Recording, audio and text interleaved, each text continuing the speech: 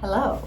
Hi, welcome to Well-Rounded Mama's YouTube channel. Today we're going to be talking about fertility. Hi, my name is Sherry Hopkins and this is Sarah Cervillo. As midwives, we do something called preconception visits and we never charge for them. If you watch this video and you decide you want to talk to a midwife, we highly recommend seeking out a midwife so that you can kind of have this very private and intimate conversation about your own lifestyle, because that we find is the most difficult thing about fertility is that it is very on a case-by-case, one-on-one basis. So besides liking, subscribing, hitting the bell, call your local midwife and make a preconception visit with her, because even if you don't want to have a home birth or use a midwife for your maternity care, midwives know a lot about nutrition, herbs, diet, health. And so that being said, we also work with a lot of different fertility doctors. What we give you is not the end all be all, but it will just be a few tips and tricks as to what you can do as you're getting ready. When it comes to fertility, it's not just somebody who is having a hard time conceiving, but anybody who's thinking about having a baby. Yeah, just preparing your body, your family. Making those positive changes. And so the reason you're stuck with the two of us is because we both are herbalists as well.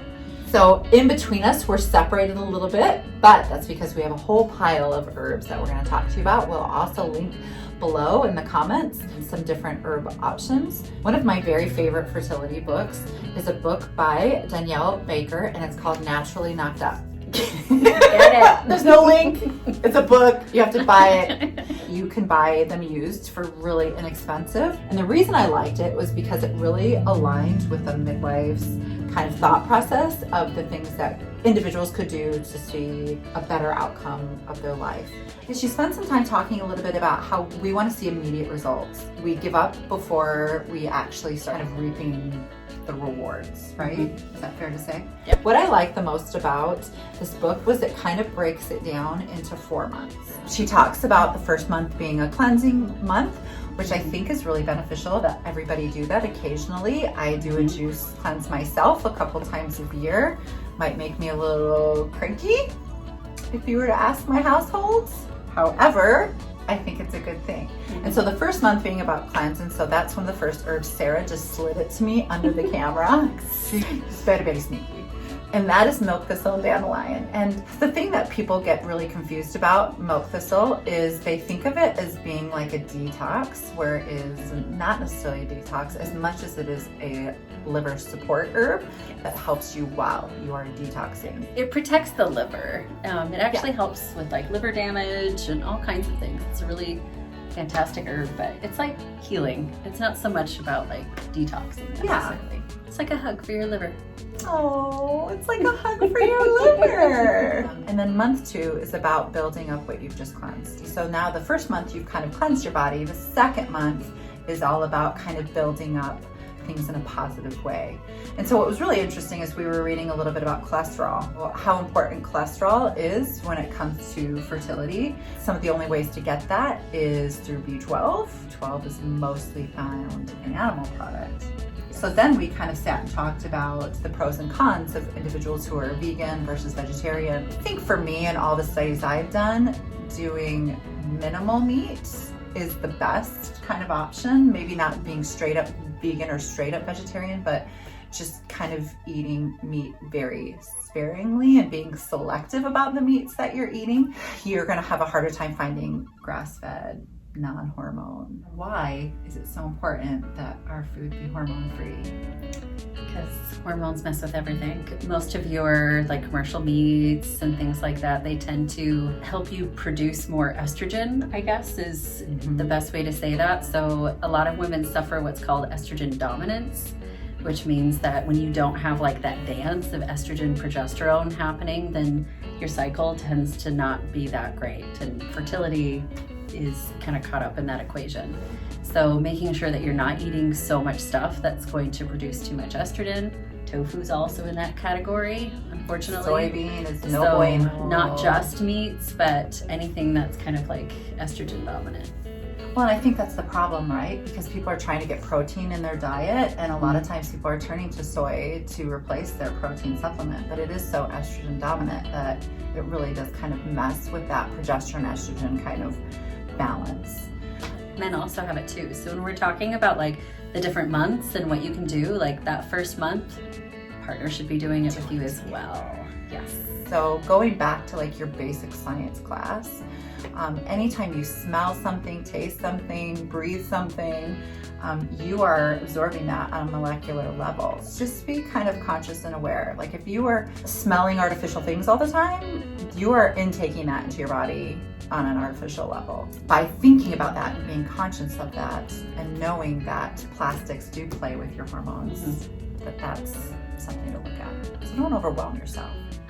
The third month is all about now some troubleshooting. So you've cleansed, you've built up, and now you're gonna have a good idea of what troubleshooting looks like. Sarah, do you wanna talk to us about those troubleshooting herbs they might use? Sure. So probably one of the biggest ones, and you'll see this mentioned a couple different ways. So this is called chaste tree berry. You'll also see a lot of people talk about Vitex, V-I-T-E-X. Same herb, same exact herb. Funny story, the reason why it's called chaste tree is because monks used to eat it and it used to make their little testes go away. That's why it's called chaste tree. Just a little fun fact, the things you know. But it does the opposite in women. It's actually very helpful when it comes to that balance. And then for guys, also troubleshooting, there's some things that you can do. Guys typically need like zinc and just like some herbs that are really nourishing to their parts. If libido is an issue, this one actually has some horny goat weed in it, which is exactly what it sounds horny like. Goat weed? This is a good one for dudes. Fertility can be even funner than you thought. It's true. And then just mentioning that there are a lot of times like combination fertility prep herbs that some reputable companies have come out with, and so we grab those kind of off of our shelves up front. This is a local company for us, Herbally Grounded, and we love a lot of their products. This is My Secret, which has like a whole combination of herbs depending on what's going on, and that's where meeting with your midwife can really play a big role, because she can help you troubleshoot what's going on for you. This is another great brand, and I know they carry this at like Whole Foods and Sprouts, and this is Pregnancy Prep. And then Wish Garden. Wish Garden is one of our favorite herbs, because although it doesn't taste amazing, it works really well.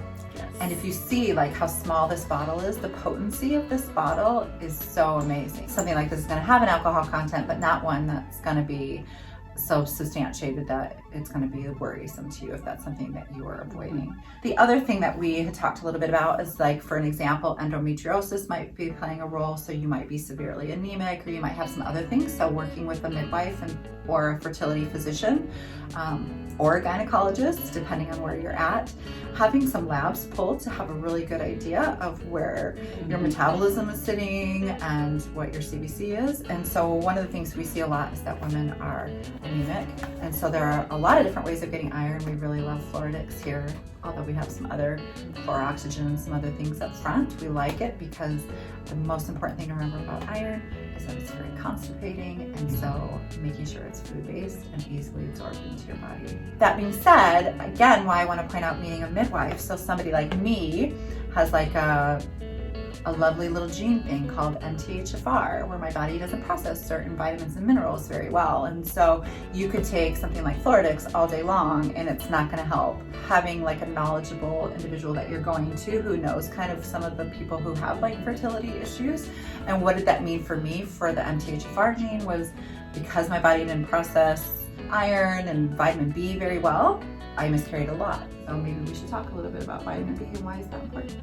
Vitamin B does a lot of things in regards to hormones, your circulatory system, your nervous system. Like, it's just kind of one of those catch-all vitamins that just does a lot of different things in the body. Right. And so like even when you think of like being in your first trimester for pregnancy, vitamin B plays such a crucial role, and you're going to see that you feel exhausted and tired, and that's because your body's not really processing vitamin B the way that it should. But that's why sometimes taking a supplement is really helpful, and making sure you're getting the right kind of supplement is really important, I think, to meet with the individual who gives you this customized care plan. So for the first 2 months, you're going to do with you and your partner alone. That third month, you're really going to do that troubleshooting, and it's time to meet with somebody who's going to help you get on track. And the fourth month is all about removing stress. That's right. This is when you're going to take a break from volunteer things you have, extra work duties that you have. You're going to do a lot of self-care. There's a lot of individuals who do yoga as the stress-free, but it also moves your body in a way that helps kind of sends oxygen to good positive places. You might at this stage want to do some self-care, like reaching out to potentially a chiropractor or an acupuncturist. So those are the 4 things that we wanted to talk to you about for when you think about having a baby, whether it's your first or your 4th.